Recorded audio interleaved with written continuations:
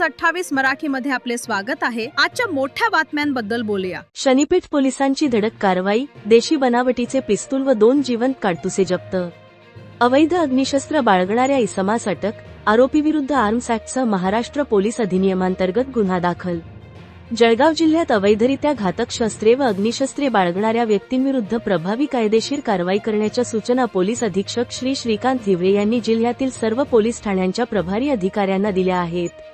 या सूचनांच्या अनुषंगाने शनीपेठ पोलिसांनी धडक कारवाई करत अवैध देशी बनावटीचे पिस्तूल व 2 जिवंत काडतुसे जप्त करून एका इसमास अटक केली आहे। पोलीस सूत्रांनी दिलेल्या माहितीनुसार श्री विशाल जयस्वाल, प्रभारी अधिकारी, शनीपेठ पोलीस ठाणे यांनी आपल्या अधिपत्याखालील अधिकारी व अंमलदारांना अवैधरित्या घातक शस्त्रे व अग्निशस्त्रे बाळगणाऱ्या व्यक्तींविरुद्ध गोपनीय माहितीच्या आधारे कायदेशीर कारवाई करण्याचे निर्देश दिले होते। गोपनीय माहितीच्या आधारे कारवाई दिनांक 10 ऑगस्ट 2026 रोजी शनीपेठ पोलीस ठाणे हद्दीतील स्मशानभूमीजवळ, उमेश बियर शॉपजवळ, शॉपिंगजवळ, जळगाव शहर परिसरात एक इसम अवैध अग्निशस्त्र बाळगून असल्याची गोपनीय माहिती पोलिसांना प्राप्त झाली।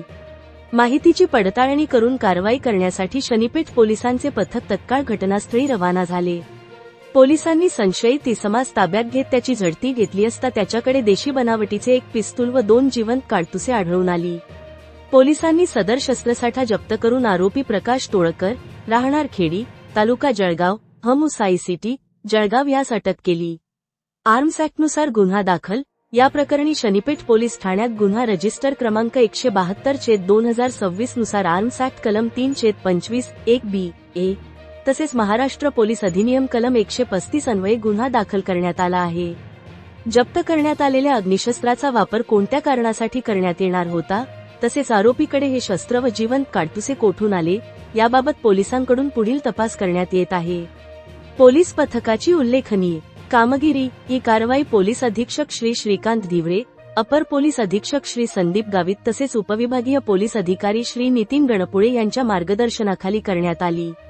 पोलीस निरीक्षक श्री विशाल जयस्वाल यांच्या नेतृत्वाखाली पोलीस उपनिरीक्षक संतोष खेडकर, पोलीस उपनिरीक्षक अभिषेक कटारे, ग्रेड पोलीस उपनिरीक्षक नितीन पाटील, पोलीस कर्मचारी विजय खैरे, योगेश जाधव, महेंद्र पाटील, पराग दुसाने, अमोल वंजारी, निलेश घुगे, गणेश ठाकणे व योगेश साबळे यांच्या पथकाने ही कारवाई केली।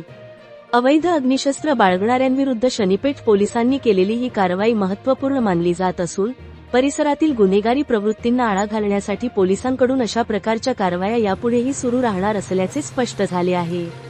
जळगाव जिल्हा ब्युरो चीफ राहुल नगरकर याचा अहवाल।